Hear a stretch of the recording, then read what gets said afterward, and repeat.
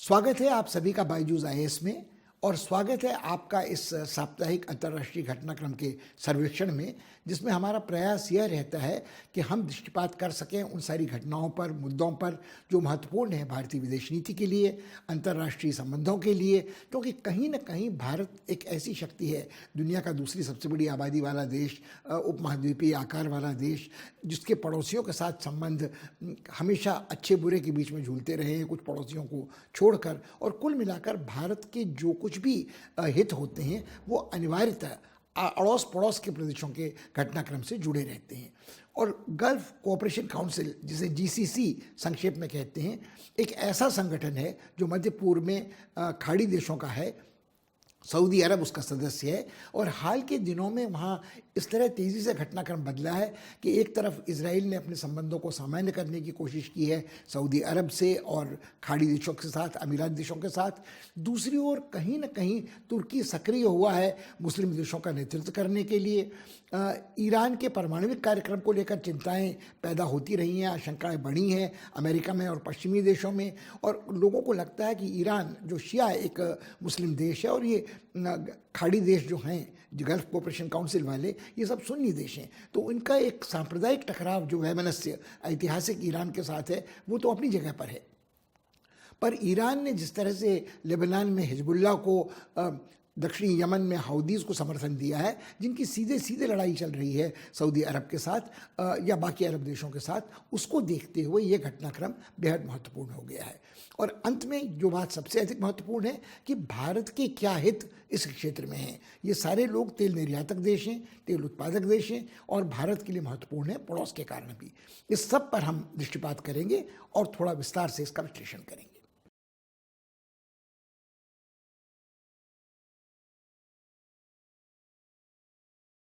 सबसे पहले हमारे लिए यह समझना ज़रूरी है कि गल्फ कोऑपरेशन काउंसिल यानी जीसीसी में, जिसका मुख्यालय रियाद में सऊदी अरब में है, कौन कौन इसके सदस्य हैं और उनमें क्या क्या समानताएं हैं और क्या क्या विषमताएं हैं। समानताएं बहुत स्पष्ट हैं, सभी देश मुसलमान देश हैं, सभी देश तेल उत्पादक और तेल निर्यातक देश हैं। मगर यहीं ये समानताएं लगभग सीमित हो जाती हैं, समाप्त हो जाती हैं, क्योंकि हर देश की जो जातीय स्मृति है, उसका जो इतिहास का, विरासत का बोझ कहिए या उसकी संभावनाएं कहिए, विरासत की जिम्मेदारी है, वो भी अलग अलग है। ये सारे राज्य कभी ट्रूशियल स्टेट्स कहलाते थे, कभी पर्शियन गल्फ स्टेट्स कहलाते थे। इन पर आधिपत्य ब्रिटेन का औपनिवेशिक काल में रहा था। मगर जब से यहाँ तेल पाया गया और इनकी संपत्ति और समृद्धि में अप्रत्याशित वृद्धि हुई, ये ब्रिटेन के आधिपत्य से क्रमशः बाहर आ गए। और द्वितीय विश्व युद्ध के बाद जब ब्रिटेन इस हालत में नहीं था कि वह अपने औपनिवेशिक साम्राज्य को बरकरार रख सके, तब से इन देशों के लिए, खाड़ी देशों के लिए, सऊदी अरब जैसे देशों के लिए, जो ये राजशाही थी, सारी की सारी राजशाहियाँ हैं, उनके लिए अंतर्राष्ट्रीय रंगमंच पर अपनी स्वाधीनता की मांग करना स्वाभाविक था। ख़ासकर सऊदी अरब को यदि आप देखें तो वो दुनिया के सबसे बड़े तेल के भंडार वाले देशों में से एक है। वहाँ से तेल का निर्यात बहुत बड़ी मात्रा में अमेरिका को भी होता है, दुनिया के और देशों को होता है, और वो इस तेल के निर्यात के कारण बेहद मालामाल हुआ है। और उसकी भू राजनीतिक स्थिति भी कुछ ऐसी है कि अमेरिका के साथ जो उसका गठबंधन रहा है शीत युद्ध के दौरान, उससे ये पश्चिम के साथ उसके रिश्ते और भी पुख्ता हुए हैं।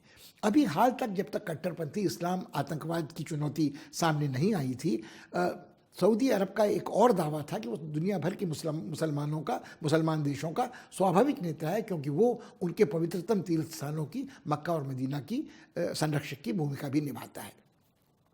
हम सऊदी अरब का चर्चा थोड़ा विस्तार से करें, इसके पहले हमें एक दृष्टिपात इस पर करना चाहिए कि जो जीसीसी के सदस्य देश हैं उनमें मुसलमान होने के अलावा राजशाही की समानता है। सभी जगह सुल्तान हैं, अमीर हैं, मगर सभी राजशाहियाँ एक सी नहीं हैं। सऊदी अरब हो या बहरीन हो या कुवैत हो या ओमान हो, ये वो राजशाहियाँ हैं जिन्हें निरंकुश राजशाही कह सकते हैं। ये संवैधानिक राजशाहियाँ नहीं हैं। मगर जैसे कतर है तो उसका दावा है कि वो निर्वाचित राजशाही है और संवैधानिक राजशाही है। तो फ़र्क है, भले वहाँ भी अमीर जो है, वहाँ की वहाँ जो जनतांत्रिक व्यवस्था है उसकी तुलना पश्चिमी जनतांत्रिक देशों से नहीं की जा सकती, मगर ये स्वीकार करना पड़ेगा कि वहाँ चुनाव होते हैं, वहाँ संविधान के अनुसार एक शासन की चलाने की, प्रशासन की दावेदारी होती है। और ये एक टकराहट का मुद्दा कतर बहुत प्रमुख है, जिन्हें यूएई संयुक्त अरब अमीरात भी कहते हैं। अब ये अमीरात के जो देश हैं, ये 7 सदस्य जो इसके हैं, उसमें अधिकांशतः जो चर्चा होता है वो अबू धाबी का और दुबई का होता है। बहुत हुआ तो भारत को शारजा याद आता है, जहाँ क्रिकेट मैचें खेली जाती हैं। मगर इसके जो अन्य घटक सदस्य हैं, वो रस अल खैमा है, वो अल कवाम हो, वो अजमान हो, व या फुजारिया हो, उनका नाम भी गिनती करते वक्त जो लोग खाड़ी में काम करते हैं उनको भी कठिनाई से याद आता है जब तक उन्होंने इन इलाकों में, इन अमीरात में काम न किया हो।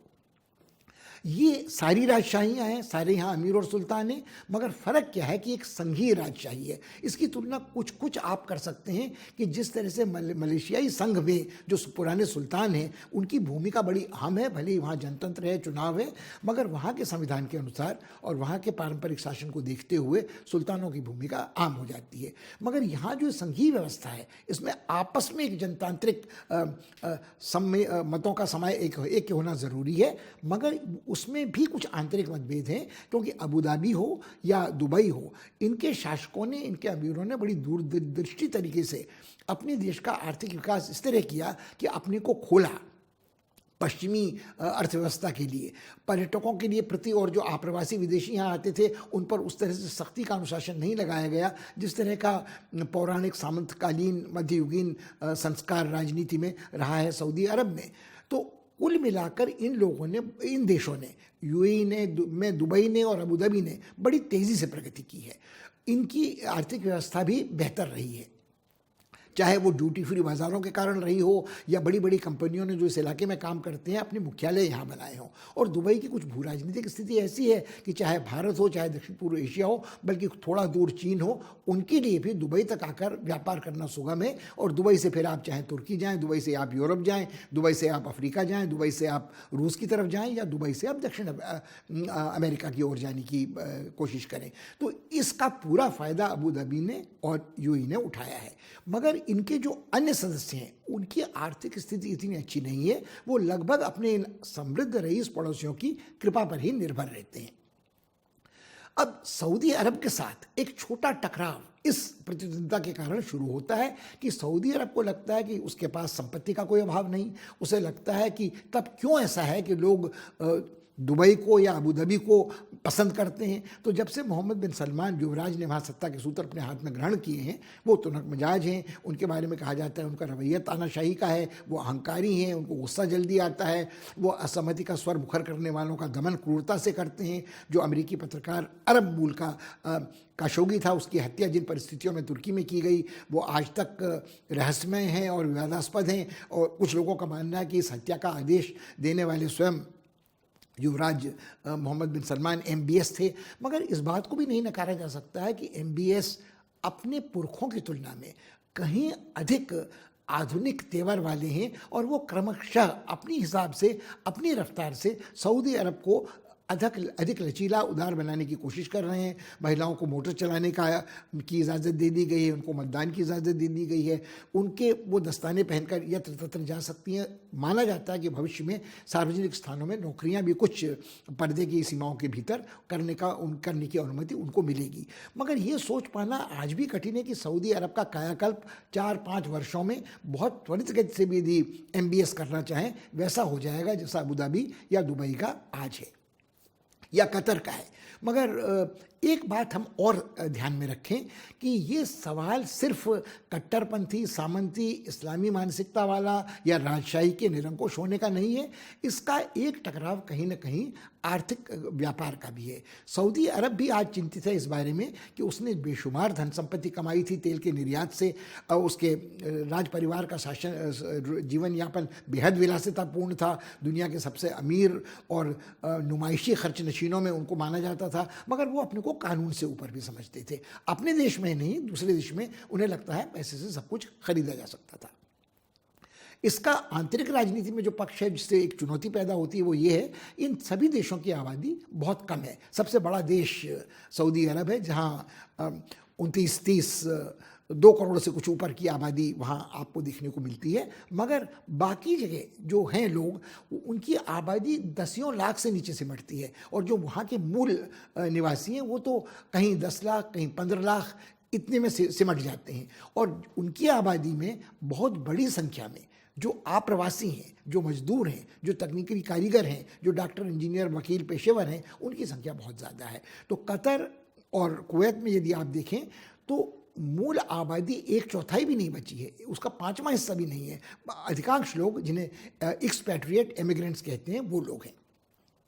इसका जो दबाव आंतरिक राजनीति में पड़ता है वो ये है कि मान लीजिए सऊदी अरब जैसा देश है, या कुवैत या बहरीन या कतर जैसा देश है, इन लोगों के पास तेल संपदा तो अकूत है, गैस का भंडार बहुत बड़ा है, मगर इसके दोहन के लिए, इसके शोधन के लिए, इसके निर्यात के लिए, इसे पाइपलाइनों में गंतव्य तक पहुंचाने के लिए उन्हें जिनकी ज़रूरत पड़ती है वो विदेशी अप्रवासी कारीगर, इंजीनियर, कर्मचारी होते हैं। और ये यदि उस देश में पैसा कमाते हैं तो इनके बारे में उनको लगता है कि इनकी कोई स्वामी भक्ति, देशभक्ति उस देश के प्रति नहीं जहाँ ये बसे हैं। अंततः इनका जो लगाव है वो अपने मूल मातृभूमि, पितृभूमि से ही होता है।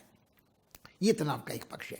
जब तक तेल की कीमतें आसमान में छू रही थी, जब तक कमाई तेल से हो रही थी, तब तक ये संभव था कि अपनी छोटी आबादी को, भले ही आपने जनतांत्रिक अधिकारों से वंचित रखा हो, आप उनको सारी सेवाएं, चिकित्सा की, शिक्षा की, रोजगार की दे सकते थे, उनको करमुक्त रख सकते थे। तो वो एक तानाशाह राजा, सुल्तान, अमीर की भी छवि जो होती थी वो थोड़ा अनुशासन प्रेमी मगर अपनी संतान का हित चाहने वाले पिता की जैसी होती थी। मगर वो माई बाप सरकार का दौर अब समाप्त हुआ, इस कारण कि जब तेल सी कमाई कम होने लगी तो लोगों ने अपनी विलासिता पर कटौती की कोई ज़रूरत नहीं समझी। ये कटौती उन लोगों पर हुई जो आम जनता का हिस्सा थे, जो अब तक पड़े पड़े खाने के आदी हो चुके थे, और न उन्होंने चूँकि शिक्षा के बारे में लोगों के मन में चिंता राजशाही में हमेशा ही रहती है। यदि शिक्षा का प्रसार होगा तो जनतांत्रिक विचार आप पहुँचेंगे, जनतांत्रिक विचार आएंगे तो राजशाही को सीमित, संकुचित, अंकुश लगाने की बात की जाएगी, शायद उसका सफाया करने की बात की जाए। तो शिक्षा के प्रसार को रोकने का प्रयास इन देशों में किया गया है, और इन देशों में विशेषकर सऊदी अरब में इसका अपवाद शायद ओमान, मुस्काट हैं, इसका अपवाद एक सीमा तक अबू धाबी और दुबई हैं। मगर कुल मिलाकर कुछ अमेरिकी विश्वविद्यालयों की शाखाएं कतर आदि में भी देखने को मिलती हैं, कुवैत में भी देखी जा सकती हैं। मगर घटनाक्रम कुछ इस तरह का रहा है कि आज ये लोग, सारे देश चिंतित हैं इस बारे में कि तेल की संपदा की कमाई समाप्त होने के बाद इनकी अर्थव्यवस्था का क्या होगा। तो इसी कारण जो प्रतिद्वंदिता है वो दुबई, अबू धाबी और सऊदी अरब के बीच में भी होने लगी है। ओमान ने पर्यटन को बढ़ावा देने की चेष्टा की है, प्रागैतिहासिक काल में जो उसके विरासत थी उसको वो पर्यटन के लिए उपयोग करना चाहती हैं। दुबई और अबू धाबी का जिक्र हमने किया कि वहाँ फार्मूला 1 रेसिंग भी होती है, वहाँ फीफा वर्ल्ड कप भी होता है, आयोजित किया जाता है। साल भर धमाकेदार ड्यूटी फ्री, कस्टम फ्री खरीद फरोख्त चलती रहती है। पर्यटन के लिए उन्होंने ऐसे ऐसे नखलिस्तान बनाए हैं कि किसी को लगता ही नहीं कि कहीं कहीं कहीं बुर्ज खलीफा है तो कहीं कृत्रिम द्वीप हैं। तो कुल मिलाकर सऊदी अरब को इसका मुकाबला करना है कि कैसे वो ये करेगी। ऐसा नहीं है कि मोहम्मद बिन सलमान के आने के बाद सऊदी अरब इस बारे में चिंतित नहीं है, मगर तब से अब तक कट्टरपंथी इस्लामी आतंकवाद के कारण एक परेशानी और होने लगी है कि क्या पश्चिम भरोसा कर सकता है किसी ऐसे वादे, संकल्प, समझौते पर जिसमें उसकी अर्थव्यवस्था का निवेश इन देशों में हो और वो फिर खतरे में न पड़ जाए कभी। ये जो स्थिति जीसीसी के सदस्यों की भू राजनीतिक है वो एक और इराक के सीमा तक पहुंचते हैं तो दूसरी ओर ईरान बहुत पड़ोसी है, और सफ़ेद सागर और काले सागर के बीच की जो स्थिति है वो इन देशों के लिए, वहाँ की पहुँच इन देशों के हाथ में है। तो कुल मिलाकर ये समस्या एक तरफ रहती है कि जो इसके सदस्य हैं उनके हितों का सन्निपात है, उनके हितों में संयोग है, मगर बीच में टकराव की गुंजाइश भी उनके बीच में काफ़ी है। जहाँ तक ये सारे देश हैं इनके लिए एक समान शत्रु पहले हुआ करता था, शिया ईरान। मगर एक एक दो फाड़ ये सदस्य भी हैं कि बाकी सारे सदस्य भले इसमें लगभग तटस्थ वाली भूमिका अबू धाबी और दुबई संभाव रखते हैं हर आगंतुक के प्रति। सऊदी अरब निश्चित रूप से ईरान को अपना सबसे बड़ा शत्रु समझता है, ईरान सऊदी अरब को अपना सबसे बड़ा शत्रु समझता है, मगर कतर जैसे जो देश हैं उन्होंने ईरान के साथ भी अपने संवाद को कभी बाधित नहीं होने दिया है, पुल को खुला रखा है आवागमन के लिए। और जो चिंता का विषय है, सऊदी अरब को ये भी चिंता है कि कतर अपनी विपुल धनराशि का जो अपव्यय कर रहा है वो उन लोगों को समर्थन देने के लिए कर रहा है जो कट्टरपंथी इस्लामी तत्व हैं, ISIS वाले हैं, अलकायदा वाले हैं, कुछ समय पहले तक अफगानिस्तान में तालिबान थे, उत्तरी अफ्रीका में जो सक्रिय मुस्लिम बिरादरी के लोग हैं उनको ये मदद दे रहा है। अब ऐसा कतर क्यों कर रहा है, उसका कारण ये है कि कतर सीधे सीधे मुठभेड़ की मुद्रा तो नहीं अपनाना चाहता है सऊदी अरब के प्रति, मगर जहाँ तक खाड़ी देशों का सवाल है, अमीरात का सवाल है, UAE का सवाल है, उसे लगता है कि उनसे कम हस्ती उसकी अंतर्राष्ट्रीय राजनीति में नहीं है। कतर में ही हमको मीडिया की कुछ अनोखी चीज़ें देखने को मिलती हैं कि अल जज़ीरा नाम की जो वहाँ टेलीविज़न संस्था है जिसका निर्माण किया गया था BBC की नकल पर, जो अपने को तटस्थ मुक्त मानती है, इस तरह की अभिव्यक्ति की स्वतंत्रता कहीं भी अन्यत्र इस क्षेत्र में देखने को, GCC के सदस्यों में तो छोड़िए, कहीं भी अरब जगत में देखने को नहीं मिलती है। तो कतर की महत्वाकांक्षाएँ जो दुनिया का सबसे अमीर देशों में से एक है, नाजायज़ नहीं है कि कम से कम क्षेत्रीय भूमिका उसकी राजनीति में अमीरात के देशों से कम नहीं हो सकती है। अमीरात की और सऊदी अरब की प्रतिद्वंद्विता का जिक्र हमने किया। बड़ी बड़ी कंपनियों को अपने मुख्यालय अगर जो चाहते हैं रियाद में ले जाने की या सऊदी अरबिया में ले जाने का आमंत्रण सऊदी अरब देता है, तो निश्चित रूप से एक ही जगह में दो जगह तो मुख्यालय नहीं होंगे, कुछ कंपनियों को अपनी शाखाएँ यहाँ से हटानी पड़ेंगी खाड़ी देशों से। और जो हाल में विवाद बढ़ा है वो इस कारण भी बढ़ा है कि कतर ने जिन लोगों को समर्थन दिया है, कट्टरपंथी इस्लामियों को, उनको समर्थन परोक्ष रूप से शिया ईरान भी देता रहा है कि ईरान समर्थन करता रहा है लेबनान में हिजबुल्लाह का, ईरान समर्थन करता रहा है दक्षिणी यमन में हौदियों का, और हौदी आक्रमण करते रहे हैं। सऊदी अरब का कहना है ईरान के भड़काने पर, उसके संयंत्रों पर, उसके सामरिक ठिकानों पर ईरान इसे नकारता है। मगर यहाँ रोचक दिलचस्प पक्ष यह है कि खाड़ी देश, अमीरात के जो देश हैं, वो भी हौदी का समर्थन कर रहे हैं सऊदी अरब के खिलाफ, भले वो दोनों अन्यत्र एक तरफ हैं।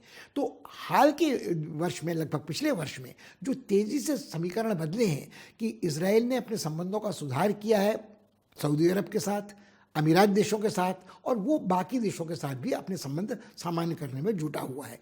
इजराइल के लिए सबसे बड़ा संकट ईरान का है, और ईरान की नाक पर नकेल लगाना, उसके परमाणु कार्यक्रम को स्थगित करना उसकी सबसे बड़ी प्राथमिकता है। मगर जो कतर में हो रहा है, कतर में जो शांति वार्ताएं शुरू हुई थी अफगानिस्तान के बारे में, तालिबान के साथ पहले दौर, और जो ईरान वाला दौर भी चल रहा है उसमें भी उसकी सक्रियता है। तो कहीं ना कहीं कतर अपने को जो दिखा रहा है कि उसकी हस्ती को नकारा नहीं जा सकता है। तो ये बात नागवार गुजरती है सऊदी अरब को भी और खाड़ी देशों को भी। इसका प्रभाव पड़ता है उस एकता पर जिसके बिना GCC अंतर्राष्ट्रीय राजनीति में सक्रिय और सफल नहीं हो सकती है। यदि आप देखें तो ये स्पष्ट है कि अपने अपने सीमित राष्ट्रीय हितों को देखते हुए, उनको परिभाषित करते हुए, सब किसी भी और बहुराष्ट्रीय राजनीतिक संगठन की तरह जो राजनीतिक एक क्षेत्रीय एकीकरण के प्रयास थे, उसका असर हमको GCC में भी देखने को मिलता है। तो सन 1981 में स्थापना के बाद लगभग आप मानकर चलते हैं कि 2 दशकों तक ये कुछ करने में सफल नहीं हो सकी। ये संस्था इस कारण सफल नहीं हो सकी कि ये हितों का सन्निपात सामने नहीं आ रहा था। अपनी तेल की कमाई में सभी अहंकार से ग्रस्त थे, उन्हें लगता था कि इस कमाई में कभी कोई गड़बड़ होने वाली नहीं है। जो व्यवधान पड़े वो तब पड़े जब इराक ने कब्जा करने की कोशिश की कुवैत पर, और जब ईरान युद्ध के बाद स्थिति फिर बदली, और जब फिर आप देखें कि जब सत्ता परिवर्तन के सिद्धांत का प्रतिपादन किया गया, तब एक बार पश्चिम का ध्यान फिर इस ओर गया कि क्या लीबिया, इराक, सीरिया में जो स्थिति चंचल है उसको स्थिर करने के लिए इस क्षेत्र का कुछ उपयोग किया जा सकता है।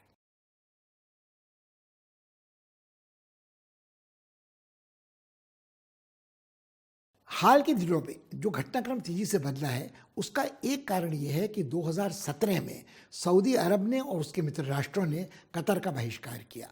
उन्होंने पहले तो बहिष्कार किया, पहले कतर को चेतावनी दी कि वो अल जज़ीरा नामक अपनी मीडिया संस्था को बंद करे जो आलोचना करती है उन देशों की भी जो उसके मित्र देश समझे जाते हैं, सदस्य देश हैं जीसीसी के।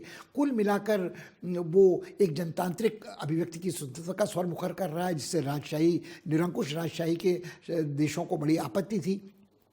दूसरी सबसे बड़ी आपत्ति ये थी कि वो मदद कर रहा है उन कट्टरपंथी तत्वों की जो सऊदी अरब के लिए भी सरदर्द पैदा कर रहे थे, उनमें अलकायदा हो, ISIS हो। और क्यों कतर ये कर रहा है इसका विश्लेषण विस्तार से हम कर चुके हैं।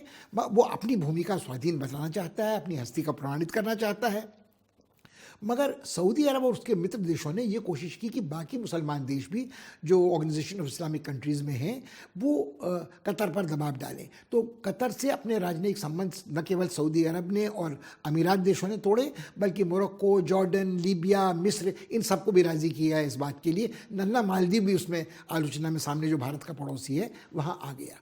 और उन्होंने, सऊदी अरब ने जिसकी भूमि से होकर खाद्य सामग्री, औषधियाँ आदि पहुँचती थी कतर तक, उस मार्ग को अवरुद्ध कर दिया और अपने आकाश में मार्ग बाधित कर दिया उन वायुयानों के लिए जो कतर की हवाई सेवा के थे। और यही अन्य पड़ोसियों ने भी किया। इसका प्रभाव पड़ा। कतर इस मामले को लेकर मॉन्ट्रियल पहुंचा, जहां इंटरनेशनल सिविल एविएशन ऑर्गेनाइजेशन है, नागरिक उड्डयन की संस्था है। मगर जाहिर है कि शक्ति संघर्ष में इस तरह की संस्थाएं केवल परामर्श दे सकती हैं, केवल निर्देश दे सकती हैं। वो संप्रभु संस्थाएं नहीं जिनका कोई पालन करने को संप्रभु राज्य बाध्य हो। हाँ, हालांकि उसने याद दिलाई कि आप सब लोगों ने उस संधि पर हस्ताक्षर किए हैं कि इस तरह की रोक टोक आप आपसी हितों के टकराव के कारण पड़ोसी देश पर नहीं लगा सकते हैं।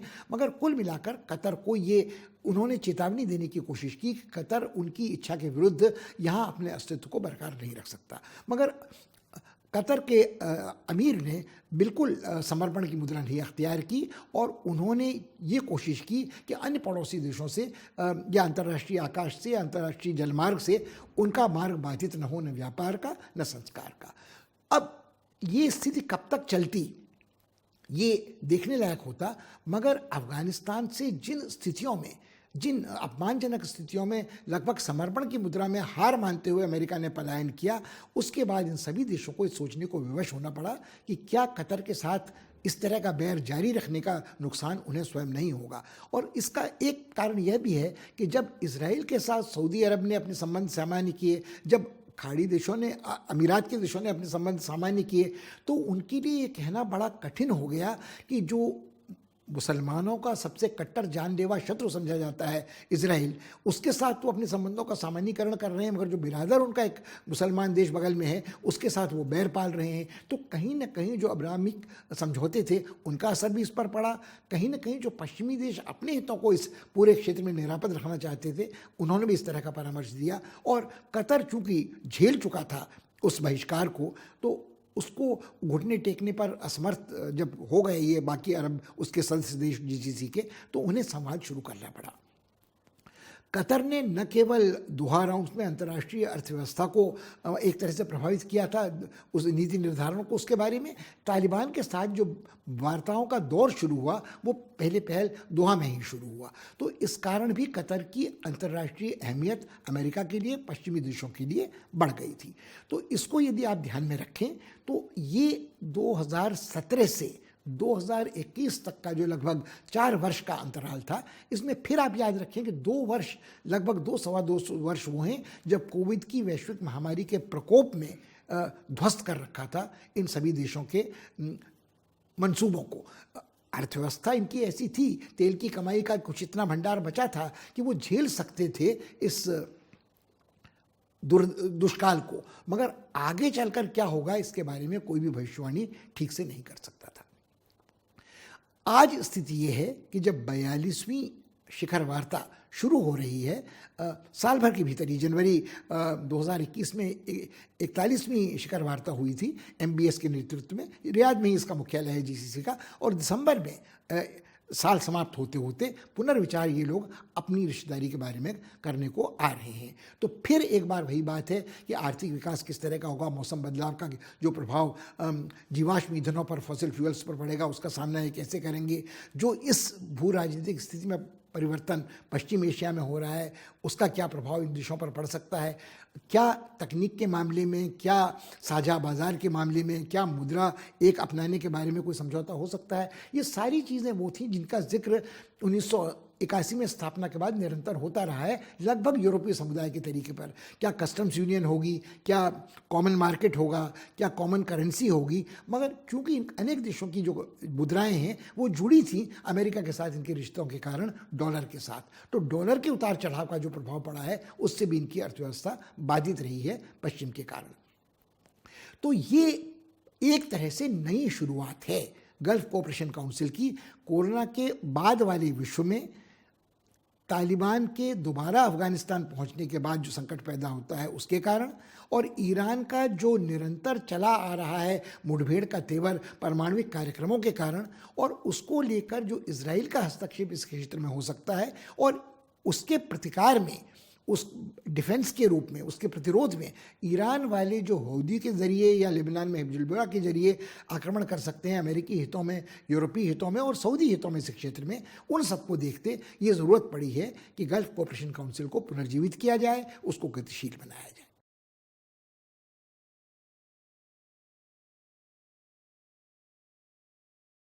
सवाल यह बचता है कि इस सबका प्रभाव क्या भारत के हितों पर पड़ेगा।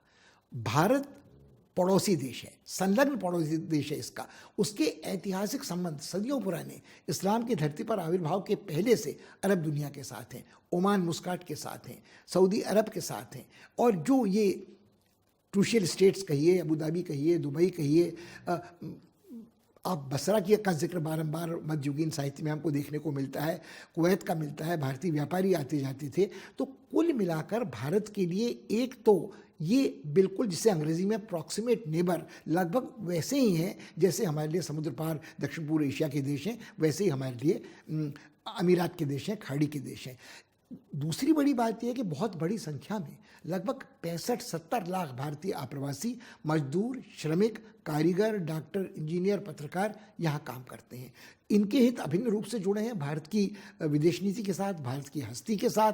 क्या उनके हितों की रक्षा भारत करने में समर्थ रहता है? ये नहीं कि भारत की कोई इच्छा किसी भी देश के आंतरिक मामलों में हस्तक्षेप की है। यदि मगर भारतीय मूल के किसी नागरिक, श्रमिक, मजदूर के मानवाधिकारों का उल्लंघन होता है, उसको बधुआ मजदूर की तरह रखा जाता है, गुलाम की तरह रखा जाता है, उत्पीड़ित किया जाता है, उस पर जबरन उस तरह के कानून थोपे जाते हैं जो उस पर नहीं लगने चाहिए, वो ईश्वर द्वेष वाले हों या कुछ और, तो ये सारी घटनाएं चिंता का विषय हैं। और चूंकि भारत में बहुत बड़ी आबादी स्वयं इस्लाम के अनुयायियों की है, तो इस्लाम के कारण भी सऊदी अरब के साथ जो मक्का मदीना ज़ियारत, हज के कारण संबंध है वो भी महत्वपूर्ण है। मगर क्या वो संबंध सिर्फ हज तक और इस्लामी तीर्थाटन तक ही सीमित रह सकते हैं, या हमारे जो संबंध है क्या वो सिर्फ उन मजदूरों के हितों के रक्षण तक ही सीमित रख सकते हैं जो वहाँ काम करते हैं? वो भारत के हित साधन के लिए वहाँ नहीं गए हैं। हालांकि एक बार उनके द्वारा भेजी गई विदेशी मुद्रा भारत के विदेशी मुद्रा भंडार को बढ़ाने वाली सबसे बड़ी रकम हुआ करती थी।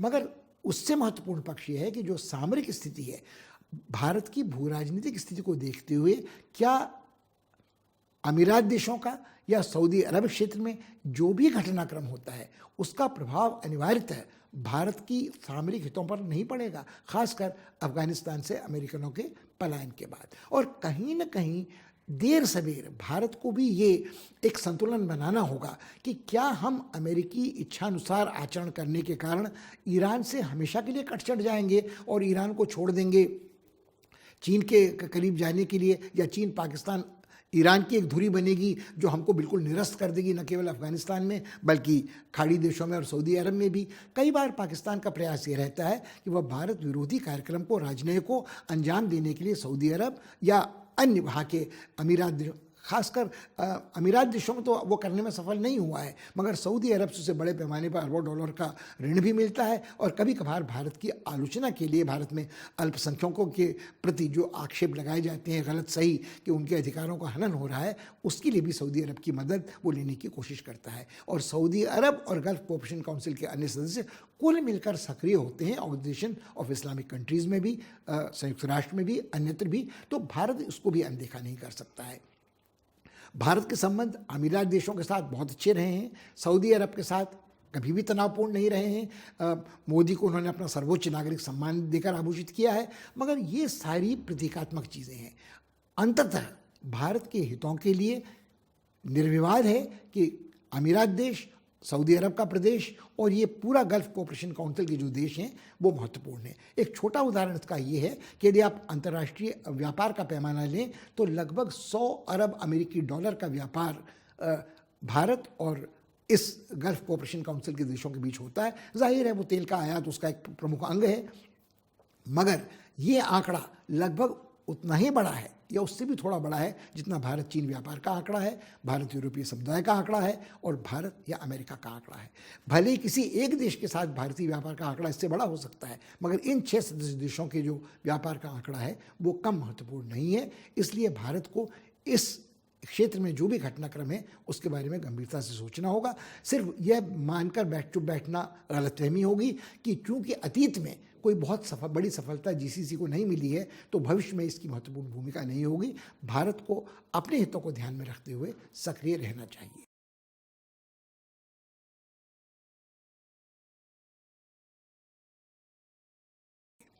इस बार इतना ही, अगली बार आपसे फिर मुलाकात होगी।